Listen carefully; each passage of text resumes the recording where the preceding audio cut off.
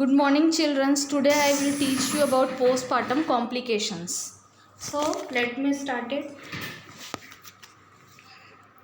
Postpartum hemorrhage or postpartum complication. Early or late. Postpartum, in early period, the postpartum hemorrhage occur when blood loss is greater than 500 ml in the first 24 hours after vaginal delivery or greater than 1000 ml after a cesarean birth. Early postpartum haemorrhage वो haemorrhage होता है जब vaginal delivery के दौरान 500 ml first 24 our में यदि normal vaginal delivery हो रहा है तो ब्लड लॉस जो होगा 500 ml से ज़्यादा होगा, और यदि सीजरियन डिलीवरी हुआ है तो फर्स्ट 24 आवर के अंदर जो ब्लड लॉस होगा वो 1000 ml से ज़्यादा होगा. It is called the early postpartum haemorrhage. The normal blood loss is about 300 to 500 ml. In late postpartum hemorrhage that occur after the first 24 hour, late hemorrhage that occur after जो 24 hour के बाद जो hemorrhage होता है, it is called the late postpartum hemorrhage. Main cause of early hemorrhage are the main early haemorrhage का main cause क्या क्या होता है. तो फर्स्ट है atony uterus, uterine atony, laceration, retained placental fragment, inversion of the uterus, placental accreta or hematomas. What is the uterine atony? Uterine atony means tony means stone, और atony means जब जो होता है मायोमेट्रम फेल टू कॉन्ट्रैक्ट. जब myometrial जो होता है third stage of labour में फेल हो जाता है कॉन्ट्रैक्ट होने में. जो यूट्रस में क्या होता है, कॉन्ट्रैक्शन और रिलैक्सेशन होता है जो कि सर्वाइकल डायलेटेशन के लिए बहुत ज़रूरी होता है. लेकिन यूट्राइन एटोमी वो होता है जिसमें मायोमेट्रियम जो होता है कॉन्ट्रैक्शन और रिलैक्सेशन होने में फेल हो जाता है या कॉन्ट्रैक्ट होने में फेल हो जाता है in the beginning of the third stage of labor. It is called the atonic uterus. Uterine atony predisposing factor. Uterine atony का predisposing factor क्या क्या है? prolonged labor. Prolong labour means यदि लेबर का length of total length of labour जो होता है, जो फर्स्ट स्टेज और सेकंड स्टेज का लेंथ ऑफ लेबर है, यदि 14 घंटे से ज़्यादा है it is called the prolong labour, या 18 घंटे से ज़्यादा है it is called the prolong labour.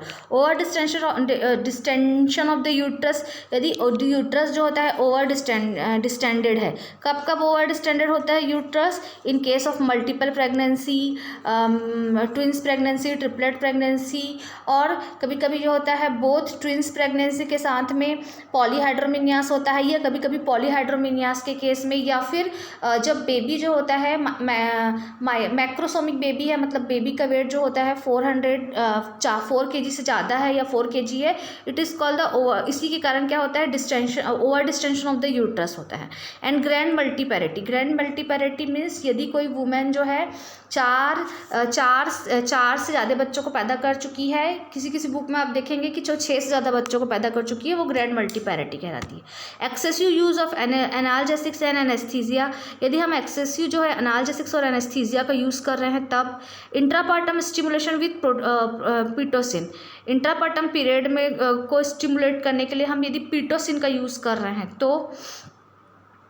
Trauma due to obstetrical procedure, यदि हम कोई ऑब्स्टेटिकल प्रोसीजर के दौरान ट्रॉमा हो गया है इस कारण से भी एटोनी यूट्रस होता है.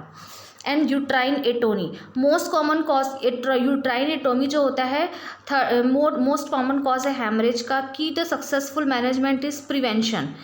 How to prevent the atony uterus? Nurse में time can predict which women are the risk for haemorrhage.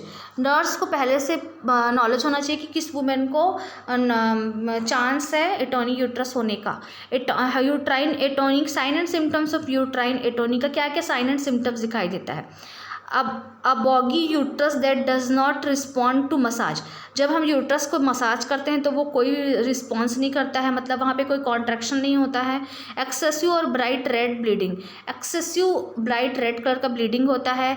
Usual pelvic discomfort and back एक, पेल्विक डिस्कम्फर्ट होता है और बैक एक होता है. एबनॉर्मल क्लॉट प्रेजेंट रहता है. Nursing care of uterine atony. Document vaginal bleeding, कितने अमाउंट ऑफ वेजाइनल ब्लीडिंग हो रहा है या अमाउंट ऑफ ब्लीडिंग कितना हो रहा है उसको हमको डॉक्यूमेंटेशन करना है। फंडल मसाज देना है, बायमैनुअल कंप्रेशन करना है, असेस वेजाइनल साइन को, हमको शॉक में, पेशेंट शॉक में तो नहीं जा रही है, इसके लिए हमको उसका वाइटल साइन चेक करते रहना है।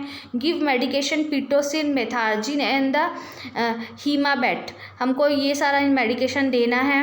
And DNC hysterectomy and replace blood and fluid, हमको DNC करना है।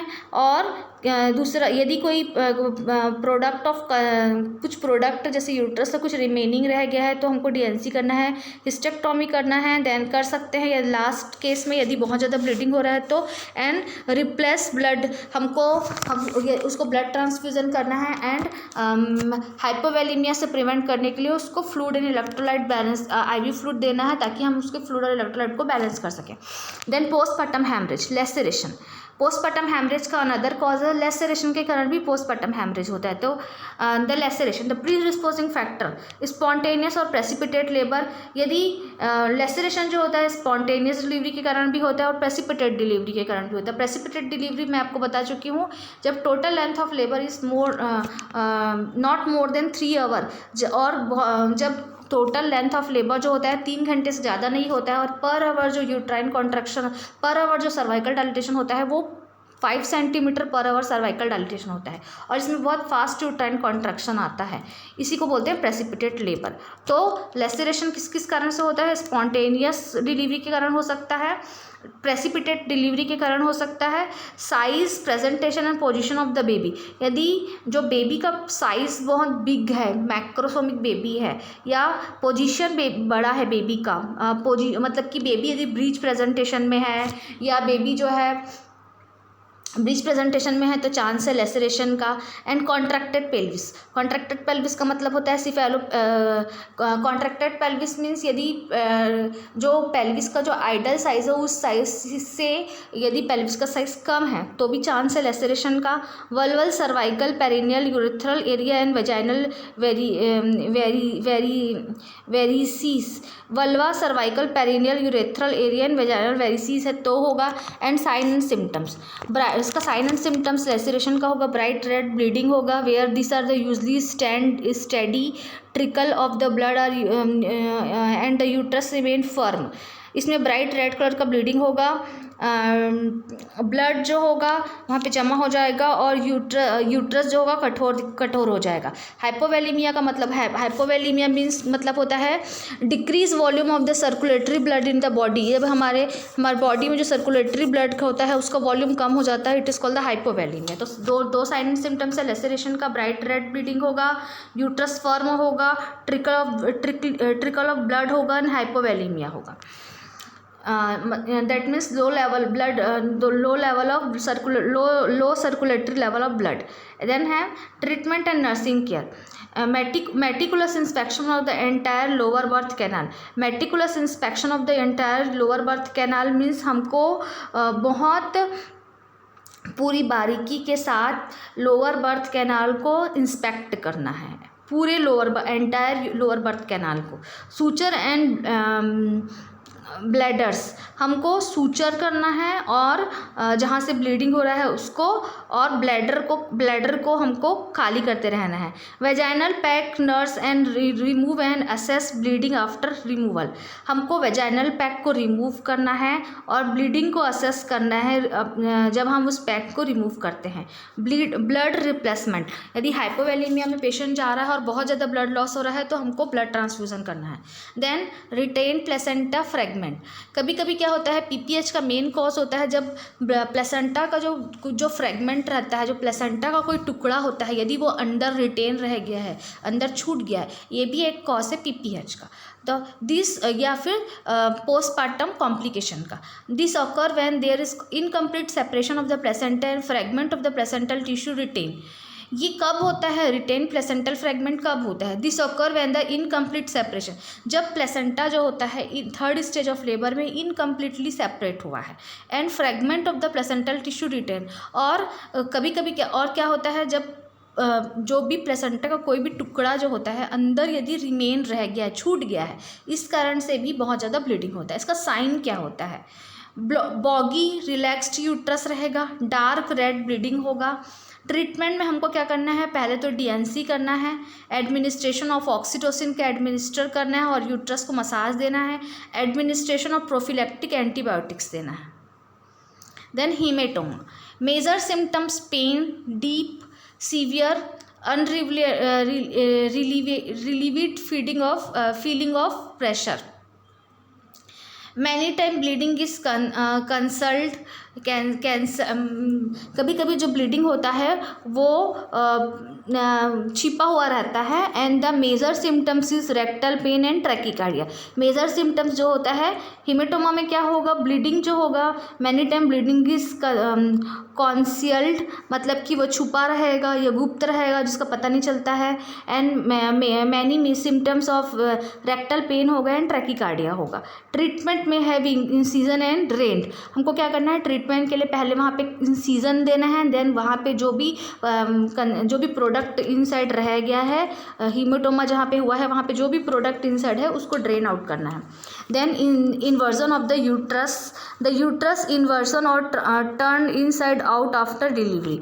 Other main complication of the postpartum complication है inversion of the uterus. Inversion of the uterus का मतलब होता है यूट्रस जो होता है इनसाइड जो होता है इन्वर्ट हो जाता है या अंदर की तरफ इन्वर्ट हो जाता है। द यूट्रस इन्वर्ट और turn inside out after delivery के बाद जब यूट्रस जो होता है इनसाइड इन्वर्ट हो जाता है और टर्न हो जाता है, it is called the inversion of the uterus. Complete inversion, a large red rounded mass protrude from the vagina। Complete inversion का सिम्टम्स क्या रहता है? लार्ज रेड राउंड मास जो होता है प्रोट्रूड होता है वेजाइना में। इनकम्प्लीट इन्वर्जन में क्या होता है? Uterus can not be seen but field. Uterus जो होता है हमको दिखाई नहीं देता है वेजाइना में, बट हम उसको फील कर पाते हैं। Pre disposing factor of the inversion of the uterus is the traction applied on the cord before the placenta has separated. हमको ट्रैक्शन अप्लाई करना है जब तक कि प्लेसेंटा जो होता है सेपरेट नहीं होता है। और हमको कॉर्ड के ऊपर ट्रैक्शन अप्लाई करना है जेंटली जब तक प्लेसेंटा सेपरेट नहीं होता है। Don't pull on the cord unless the placenta has separated. जब तक कि हमको कॉर्ड को खींचना नहीं है जब तक कि प्लेसेंटा सेपरेट नहीं होता है। Incorrect traction and pressure apply on the fundus especially when the uterus is flaccid. हमको इनकरेक्ट जो होता है इनकरेक्ट ट्रैक्शन और प्रेशर जो होता है यूट्रस के ऊपर या फंडस के ऊपर अप्लाई नहीं करना है। Don't use the fundus to push the placenta out. हमको फंडस के ऊपर हमको अननेसेसरी फंडल प्रेशर नहीं देना है या प्लेसेंटा को आउट करने के लिए अननेसेसरी हमको फंडस नहीं देना है या यूट्रस को ज़बरदस्ती का पुश नहीं करना है। Inversion of the uterus,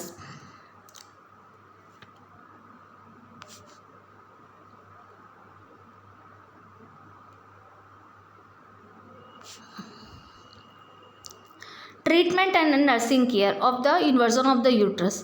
replace the uterus manually, replace and pack uterus. पहले हमको क्या करना है? कोशिश करना है मैनुअली यूट्रस को उसके प्लेस पे रिप्लेस करने का। देन यूट्राइन हमको यूट्रस में एक पैक डालना है। Then combat shock which is usually out of proportion to the blood loss. हमको पेशेंट को शॉक में जाने से usually out of proportion of the blood loss, हमको उसको पेशेंट को शॉक को बार बार चेक करना है कि कितना अमाउंट ऑफ ब्लड लॉस हो रहा है। ब्लड एंड फ्लूइड को रिप्लेसमेंट करना है कि कितना ब्लड लॉस हो रहा है। हमको ब्लड को रिप्लेस करना है। एंड फ्लूइड और इलेक्ट्रोलाइट बैलेंस को मेंटेन करने के लिए फ्लूइड देना है। हमको ऑक्सीटोसिन देना है। इनिशिएट ब्रॉड स्पेक्ट्रम एंटीबायोटिक्स, हमको उसको ब्रॉड स्पेक्ट्रम एंटीबायोटिक्स देना है। May need to insert a nasogastric tube to minimise paralytic ileus. हमको जो होता है नेजोगैस्ट्रिक ट्यूब इंसर्ट करना है to reduce the minimise the paralytic ileus. Paralytic ileus का मतलब होता है obstruction of the intestine due to the paralysis of the intestinal muscles. जब इंटेस्टाइनल मसल्स में पैरालिसिस हो जाता है तब हम उसको रोकने के obstruction of the intestine due to paralysis of the intestinal muscles में पैरालिसिस के कारण जो होता है इंटेस्टाइनल ऑब्स्ट्रक्शन होता है, it is called the paralytic ileus. तो हमको पैरालाइटिक इल्यूज से प्रिवेंट करने के लिए नेजोगैस्ट्रिक ट्यूब इंसर्ट करना है। Notify the recovery nurse what has occurred can must be taken when messaging.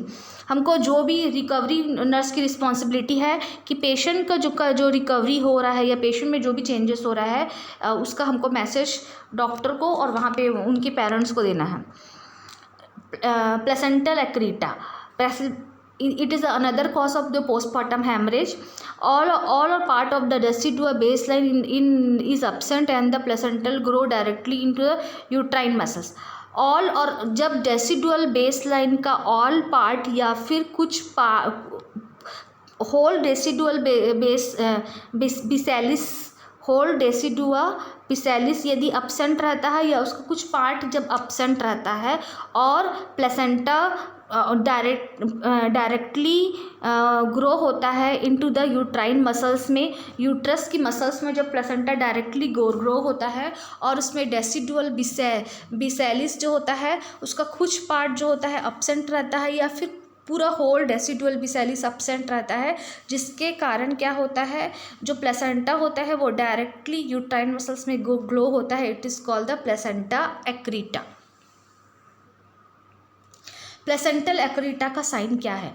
During the third stage of labour the placenta does not want to separate. इसमें क्या होता है प्लेसेंटा एक्रीटा के कारण क्या होता है थर्ड स्टेज ऑफ लेबर में प्लेसेंटा जो होता है वो सेपरेट नहीं होता है। Attempt to remove the placenta in the usual manner are unsuccessful and laceration और परफोरेशन ऑफ द यूट्रस में ऑकर। इसके कारण क्या होता है जब हम प्लेसेंटा को रिमूव करते हैं तो यूजुअल मैनर में प्लेसेंटा रिमूव नहीं होता, जैसे कि नॉर्मली जिस तरीके से प्लेसेंटा को रिमूव होना है उस तरीके से नहीं होता है और हम उसको नॉर्मल तरीके से रिमूव करने में अनसक्सेसफुल रहते हैं। इसी के कारण यूट्रस में क्या होता है लेसरेशन और परफोरेशन होता है। Treatment of the placenta accreta, it is only small portion that are attached, then this may be removed manually। ये इसमें क्या होता है स्मॉल पोर्शन जो होता है जो अटैच रहता है उसको हमको मैनुअली रिमूव करना है। If large portion is attach the hysterectomy is necessary. यदि प्लेसेंटा एक्रीटा में लार्ज पोर्शन यूट्रस की दीवार से चिपक गया है तब हमको हिस्टेक्टोमी करना पड़ सकता है। Postpartum infection of the vaginal tract that occur within 28 days after abortion or delivery।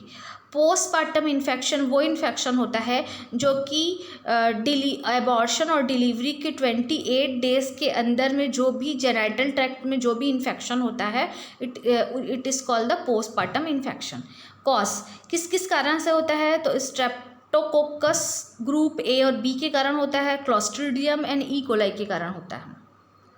Postpartum infection का प्रीडिस्पोजिंग फैक्टर है ट्रॉमा, हैमरेज, प्रोलॉन्ग लेबर के कारण भी हो सकता है, urinary tract infection, anaemia, haematomas, excessive vaginal examination के कारण हो सकता है यदि हम रिपीटेड वेजाइनल एग्जामिनेशन करते हैं और एसेप्टिक टेक्निक प्रॉपर यूज़ नहीं करते हैं, and premature rupture of membrane या प्रोलॉन्ग रप्चर ऑफ मेम्ब्रेन के कारण भी पोस्टपार्टम इन्फेक्शन हो सकता है। Then criteria to remember, sign and symptoms of postpartum infection का क्या क्या साइन एंड सिम्टम्स होगा तो टेम्परेचर इंक्रीज ऑफ 100.4 और higher on any 2 consecutive days of the first 10 days postpartum not including the first 24 hour।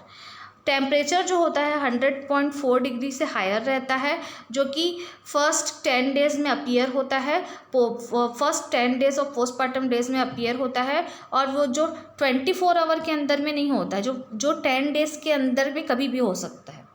Fall smell lochia रहेगा और lochia discharge होगा, मतलब कि जो हैगा फिशरीज लाइक स्मेल रहेगा लोकिया का।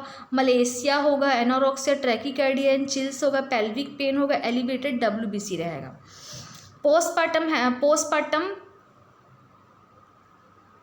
पोस्टमार्टम इन्फेक्शन का जो कॉम्प्लिकेशन का ट्रीटमेंट है नर्सिंग केयर में है। First, administered broad spectrum antibiotic हमको एडमिनिस्टर करना है। प्रोवाइड एंड वर्म्स, इस बात हमको उसको प्रोवाइड करना है। Promote drainage, have patient lie on high flowers position, हमको ड्रेनेज को प्रमोट करने के लिए उसको high flowers position flowers position देना है। Force fluid and hydrate with IV 3000 to 400 ml per day, हमको उसको फोर्सफुली फ्लूड और हाइड्रेशन लेवल को मेंटेन करने के लिए उसको फ्लूड देना है और उसको बोलना है कि आपको यदि आपको per day 3000 to 4000 ml fluid लेना है ओरली, और यदि वो ओरली नहीं ले रही तो उसको IV फ्लूड के द्वारा 3000 to 4000 ml IV फ्लूड देना है। Keep uterus contract, give methergine, uterus को कॉन्ट्रैक्ट बना के रखने के लिए हम उसको मेथार्जिन देना है। Provide analgesics for elevation of pain, हमको एनाल्जेसिक्स देना है इन केस ऑफ पेन में। Nasogastric suction if peritonitis develop, यदि पेरिटोनाइटिस डेवलप हो रहा है तो हमको नोजोगैस्ट्रिक सक्शन करना है। Complication of the postpartum haemorrhage में है, फर्स्ट है क्या क्या कॉम्प्लिकेशन है पोस्टमार्टम इन्फेक्शन का, उसमें है पेल्विक सेलुलाइटिस और पेरिटोनाइटिस। साइन एंड सिम्टम्स है speaking a fever of 102 to 104 degree Fahrenheit, elevated WBC, chills, extreme lethargy, nausea and vomiting, abdominal rigidity and rebound tenderness. Preventive measure है promote treatment of anaemia के treatment को हम कैसे prevent कर सकते हैं postmortem या पेल्विक सेलुलाइटिस या पेरिटोनाइटिस से। फर्स्ट है हमको हमको अर्ली स्टेज में ही हमको एनीमिया को ट्रीट करना है। वेल बैलेंस डाइट देना है हमको। अवॉइडेंस ऑफ इंटरकोर्स लेट, हमको उनको एंटीनेटल पीरियड में ही एजुकेट करना है कि लेट टाइम ऑफ प्रेगनेंसी में, मतलब कि जो लास्ट ट्राइमेस्टर ऑफ प्रेगनेंसी होता है उस समय सेक्सुअल इंटरकोर्स को अवॉइड करना है। Strict aseptic during labour, delivery के समय और लेबर के समय और डिलीवरी प्रोसेस के दौरान हमको स्ट्रिक्ट एसेप्टिक टेक्निक यूज़ करना है। Teaching of postpartum hygiene measure, हमको पोस्टमार्टम हाइजीन मेजर उनको टीच करना है कि pad snug, change pad frequently, wipe front to back, use peri bottle after each elimination. Then localized infection of the episiotomy, perineal laceration, vaginal or vulval laceration, wound, infection of incision sign, redent edematous firm tender end of the skin and separated and purulent material drain from the wound. इसमें क्या होगा, redness होगा, oedema होगा, firm होगा, tender होगा, end of the skin जो होगा में ये सारे सिम्टम्स दिखाई देंगे। And separate and purulent maternal drain from the wound, wound से जो होगा मटीरियल जो होगा ड्रेन होगा। एंड ट्रीटमेंट में हमको क्या करना है, एंटीबॉडी, जैसे कि आप एपिजोटमी देते हैं, एपिजोटमी में जब वो ट्रीट नहीं होता है तो क्या होता है, वो एडिमेटस हो जाता है, रेडनेस हो जाता है, वहाँ पे कुछ पस फॉर्मेशन होता है, वहाँ से फ्लूइड का डिस्चार्ज होता है। ये सारे सिम्टम्स जो होते हैं लोकलाइज इन्फेक्शन में दिखाई देते हैं। उसके बाद इसका ट्रीटमेंट होता है एंटीबॉडीज़ एंड वुंड का केयर करना है, मतलब कि हमको ड्रेसिंग करना है, वुंड में एंटीसेप्टिक जो सॉल्यूशन है वो अप्लाई करना है, एंटीसेप्टिक क्रीम अप्लाई करना है और एंटीबायोटिक्स देना है, एंड सिम्टोमेटिक ट्रीटमेंट करना है। एंड पोस्टमार्टम सिस्टाइटिस का मतलब होता है कि पोस्टमार्टम पीरियड में जब inflammation of the urinary bladder हो जाता है या फिर इन्फ्लामेशन ऑफ द यूरेटर्स हो जाता है। Inflammation of it is the cystitis means the inflammation of the urinary bladder and the ureters. It is called the if it is occurring in the postpartum period, it is called the postpartum cystitis. ठीक है। Then prevention, monitor the patient urination directly, diligently हमको क्या करना है, उसके patient के urination वाले process को हमको बहुत अच्छे से क्लोजली मॉनिटर करना है। Don't allow the go longer than 3 to 4 hours before intervening. उसको अलाउ नहीं कर उसके बाद है treatment, antibodies ampicillin, urinary and tract antispasmodics, हमको उसको एंटी स्पाज्मोटिक देना है, एंटीबायोटिक्स में एम्पिसिलिन देना है। एंड कॉज स्ट्रेचिंग और trauma to the base of the bladder result in oedema to the trigone that is greater enough to obstruct the urethra and cause acute retention. Stretching और trauma के कारण क्या होता है, जो ब्लैडर का जो बेस लाइन होता है उसमें स्ट्रेचिंग और ट्रॉमा के कारण क्या होता है, जो ब्लैडर का बेस लाइन होता है उसमें एडिमा होता है और उस पर बहुत ज़्यादा दबाव पड़ता है। इसके कारण क्या हो जाता है, जो यूरेथ्रा होता है वो ऑब्स्ट्रक्ट हो जाता है और इसी के कारण यूरिन जो होता है ब्लैडर में जमा होने लगता है और इसी के कारण यूरिनरी रिटेंशन होता है। और इस यूरिनरी रिटेंशन यदि होगा तो क्या होगा, यूरिनरी रिटेंशन के कारण ही सिस्टाइटिस होता है। मतलब कि cystitis mean the inflammation of the urinary bladder और यूरेटर्स। एंड हमको क्या करना है, और एनेस्थीसिया के कारण भी पोस्टमार्टम सिस्टाइटिस होता है। And mastitis, marked engorgement, pain, chills, fever, tachycardia, hardness and the redness enlarged and tender lymph node। engorgement, pain, chills, fever, tachycardia, hardness and redness and enlarged and tender lymph node is called the mastitis। जब जो breast होता है वो enlarge हो जाता है, tender हो जाता है, उसका लिम्फ नोड और रेडनेस दिखाई देता है और हार्डनेस होता है, it is called the mastitis. और it is the inflammation of the breast is called the mastitis.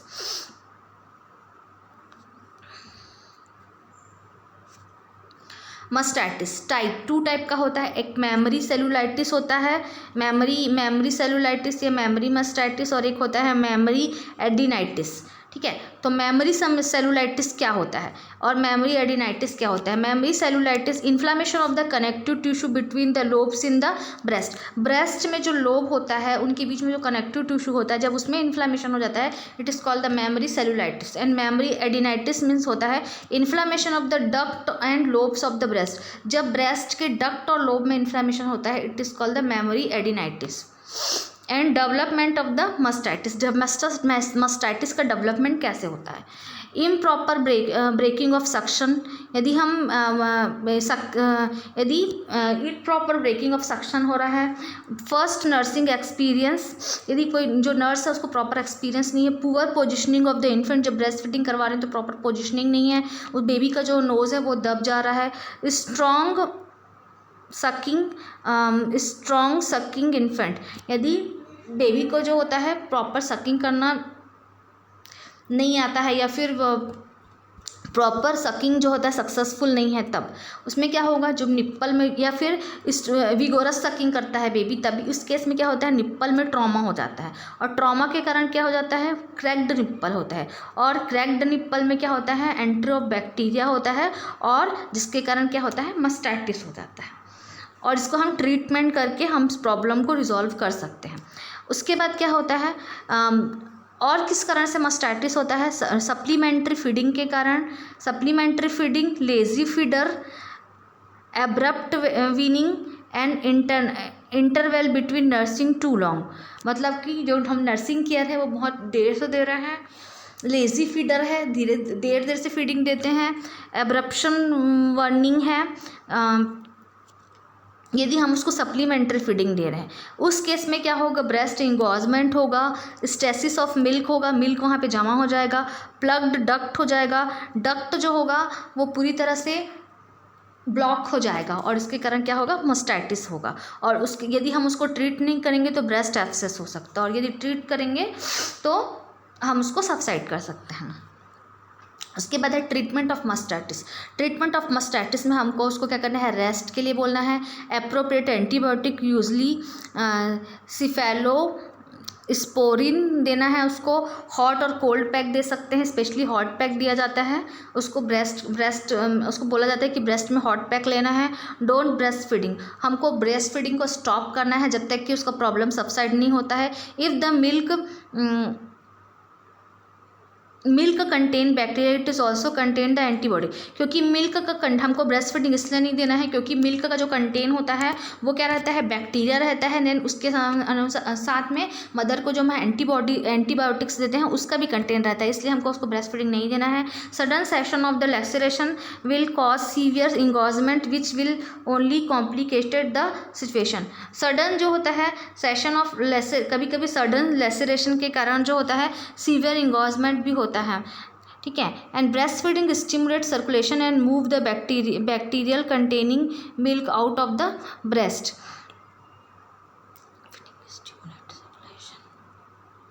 Flash breast feeding क्या करता है, सर्कुलेशन को स्टिमुलेट करता है, बढ़ाता है, and bacteria containing milk out बढ़ाता है। इसलिए हमको क्या करना है, मदर को ब्रेस्ट फीडिंग के लिए इंकरेज करना है। एंड इसी के कारण ही जो होता है क्योंकि ब्लड सर्कुलेशन बढ़ जाता है, इस कारण से भी ब्रेस्ट जो होता है इंगॉजमेंट होता है। और move the bacteria containing milk, जो बैक्टीरिया कंटेनिंग मिल्क है उसको हमको ब्रेस्ट से स्क्वीज करके बाहर निकालना है।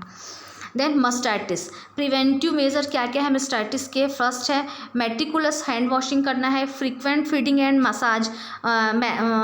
Massage distant area to help emptying. हमको क्या करना है, फ्रीक्वेंट फीडिंग देना है, मतलब कि 2-2 घंटे के इंटरवल में उसको ब्रेस्ट फीडिंग देना है। ईच ब्रेस्ट फीडिंग के पहले हमको ब्रेस्ट को मसाज करना है, और यदि हमको कोई भी ब्रेस्ट का एरिया डिस्टेंडेड लग रहा है तो उसको हमको स्पेशली मसाज करके एम्प्टी करना है। Rotate position of the baby on the breast, हमको प्रॉपर पोजीशन में बेबी को ब्रेस्ट फीडिंग करना है। और बेबी को जो होता है दोनों साइड से ब्रेस्ट फीडिंग देना है, दोनों ब्रेस्ट से 5-5 मिनट ब्रेस्ट फीडिंग देना है। और ईच ब्रेस्ट फीडिंग के बाद हमको ब्रेस्ट को क्लीन करना है। Then complication of the mastitis का कॉम्प्लिकेशन क्या हो सकता है, breast feeding is stop on the affected side का ब्रेस्ट फीडिंग को स्टॉप करना है, बट में फील और अनअफेक्टेड साइड, लेकिन जो है अनअफेक्टेड साइड से हम उसको फीड करा सकते हैं। ट्रीटमेंट इंसीज, हमको जो अफेक्टेड साइड है उसका कॉम्प्लिकेशन ये हो सकता है कि ब्रेस्ट एब्सेस हो सकता है, और उसके ट्रीटमेंट के लिए हमको इंसीजन करना है और ड्रेनेज करना है। Thromboembolic disorder, predisposing factor are slowing of the blood in the leg, slowing of blood in the leg, trauma to the vein. Sign and symptoms: sudden onset of pain, tenderness of the calf, redness and tenderness होगा calf muscles में, redness and increase in skin temperature, positive Homans sign. Treatment: heparin does not cross into breast milk, heparin दे सकते हैं क्योंकि ये breast milk को cross नहीं करता है। एंटीडोट्स में प्रोटामीन सल्फेट दे सकते हैं। Teach patient to report any usual bleeding और पिटैची ब्लीडिंग, गम, हिमेचूरिया और एपिस्टेक्सिस। पेशेंट को टीच करना है कि यदि उसको कोई भी अनयूजुअल ब्लीडिंग का साइन दिखता है तो उसको तुरंत रिपोर्ट करना है। लाइक यदि उसको गम से ब्लीडिंग हो रहा है, हिमेचूरिया हो रहा है, एंड द एपिस्टेक्सिस यदि नोज ब्लीडिंग हो रहा है तो उसको तुरंत इन्फॉर्म करना है। एंड कॉम्प्लिकेशन: पल्मोनरी एम्बोलिज्म का इसका कॉम्प्लिकेशन है। And the postpartum psychiatric disorder: mental health problem can complicate the puerperium. There are days when each new mother may feel inadequate, but the mother who had constant feeling of inadequacy need professional counseling. कभी कभी क्या होता है, mother जो होते हैं प्यूरिपेरियम period में normally mental health problem को देखा गया है, जो कि कुछ पेशेंट में अपने से कुछ दिन में अपने से सबसाइड हो जाता है, जो कि वुमेन जो होती है पोस्टपार्टम पीरियड में जो भी न्यू मदर रहती है वो फील करती है अपने बेबी से रिलेटेड सम इमोशनल मूवमेंट वो फील करती है, जैसे कि वो बेबी का कैसे केयर कर पाएगी, बेबी को कैसे वो पढ़ा पाएगी, कैसे वो बड़ा कर पाएगी, बहुत सारी चीज़ें होती हैं जिसको वो फील करती है। इसको हमको क्या करना पड़ता है, हम ऐसे मदर को नीड रहता है कि हम उनको प्रॉपर प्रोफेशनल काउंसलिंग करें।